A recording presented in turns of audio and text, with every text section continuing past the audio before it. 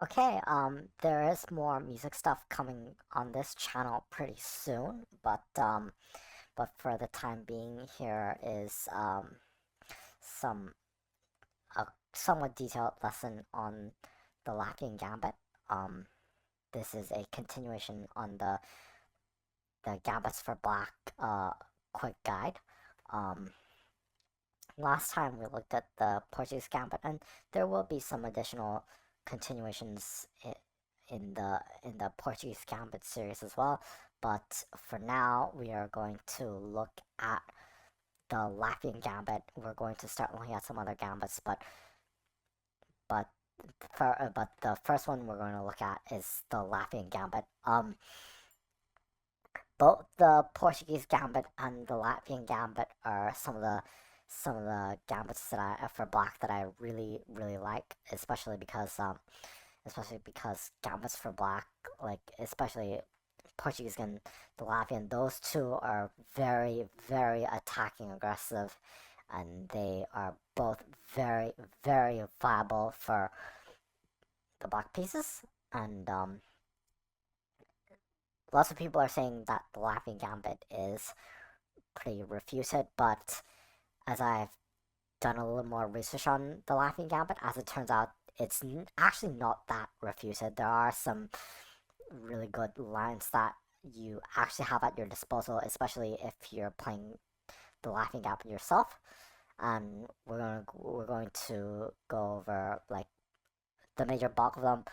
Um, First things first, you've already heard of this trap. E4, E5, Knight to F3, F5, Knight takes E5, and then Bishop C5. Yeah. Apparently, if he tries to take your pawn, if he tries to take your additional pawn, you can just sacrifice your bishop, and then you can check your opponent's king, and then just bludgeon him into submission like this. Um, I actually don't like this trap because I mean, well, first things first, if you're into openings that do involve an awful lot of traps, you really might as well start looking into gambits instead. And Afri is one of those people that he somehow likes Springfield.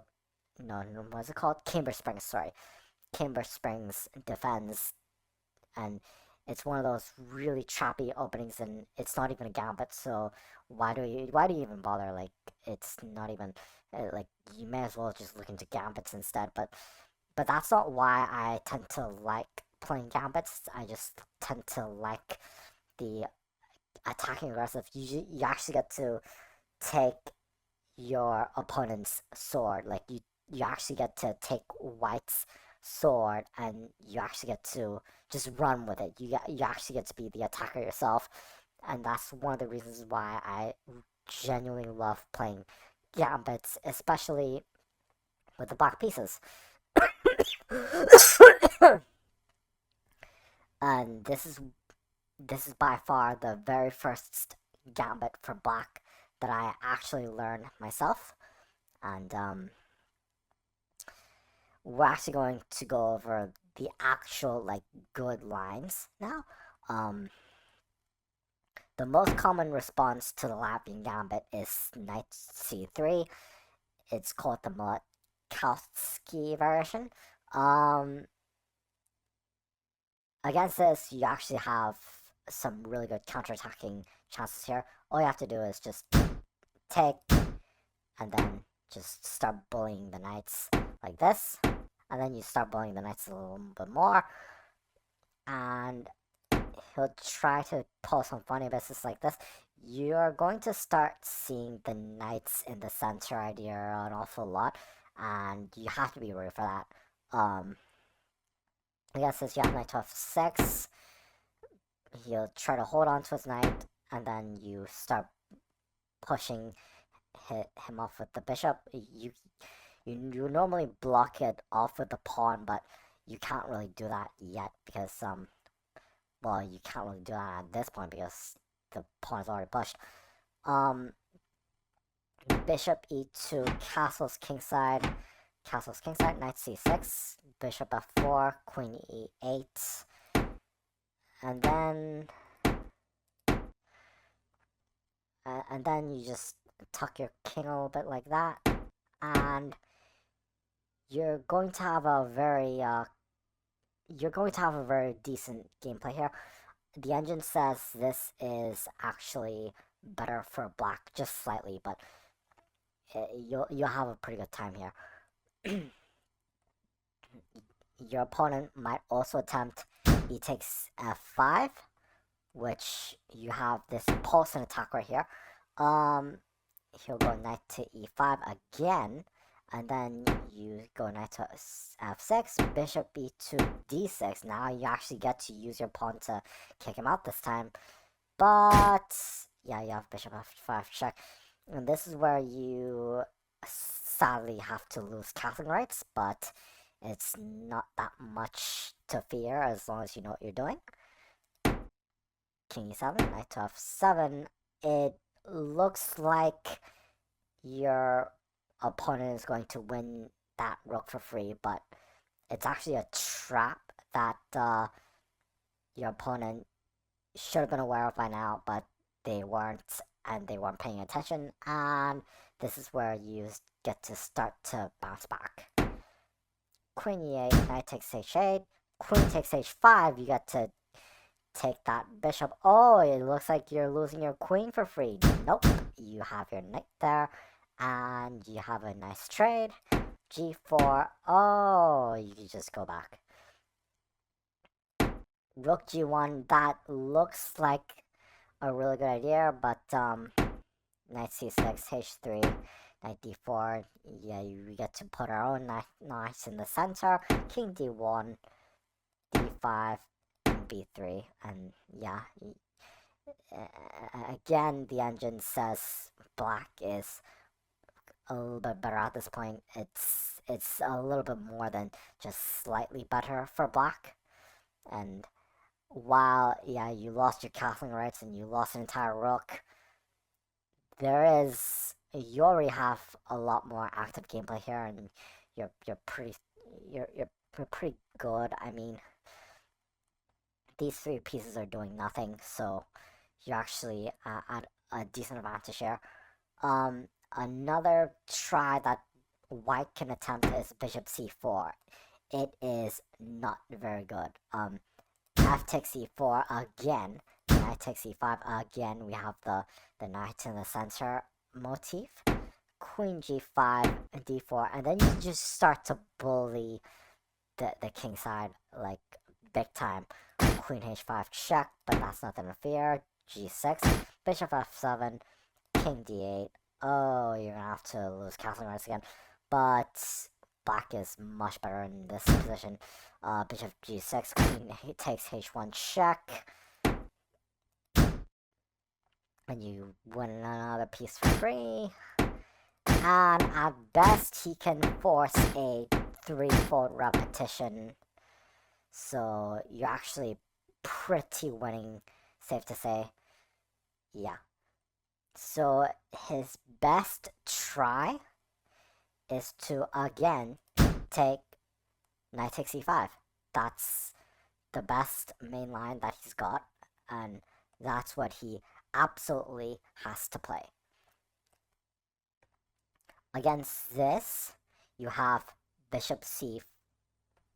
Oh, no, it's not bishop c5. Sorry. Against this, you have queen to f6. This is my top recommendation. And against this, you'll face d4. He'll try to hold on to his knight, and then you're going to try to overload it. And the knight has to move, and this is where you'll get your pawn back. And he'll go knight c3, and you'll go queen g6, supporting the pawn even further. And you actually have nice development. You actually have nice little development here. The bishop goes here, queen goes here, and you actually have some really good like development going on. And then you'll have a pretty good time here. F3, e takes f3. You just take. Why not? I mean, You're gonna be up more material at this point. Why not? Okay, he'll take with a queen, but you're more than happy to make the trade. Bishop e7, bishop d3, queen e6 check.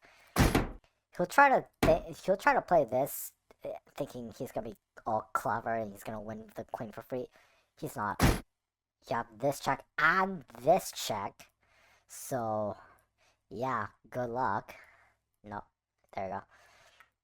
You'll have this check and this check, so yeah, good luck. Bishop e3, knight to f6. He'll castle and you castle right back. d5, queen g4. Oh, you lost your queen for free. No, you didn't. Now you're threatening the bishop. Now the bishop has to move, and the pawn is right there. The bishop is pretty much trapped. Oh, he'll try to, like, win your rook. You have a bishop right there. And yeah, you're just bullying white. He'll try to do some attacking stuff, but realistically, it's nothing to fear. And you'll be able to just trade the material away, and you'll have a pretty good time here. Oh, white is just up a pawn.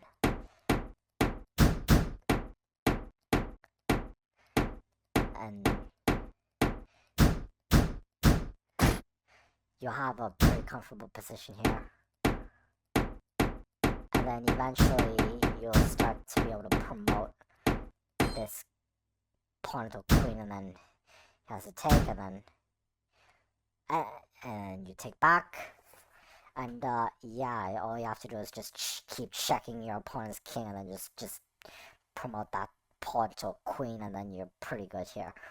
Yeah, that's the major bulk of the Latvian Gambit you absolutely need to know. And in the next videos, I'll start giving you some lessons on, like, maybe what's it going on? Maybe I'll start doing one on the Alban counting Gambit, maybe Benko. I'll maybe start doing the one on the Blumenfeld. I know I have yet to do a lesson on the martial attack as well, so that's gonna be pretty fun. Yeah. Um, that's it for now. Rhino quits. Bye, guys.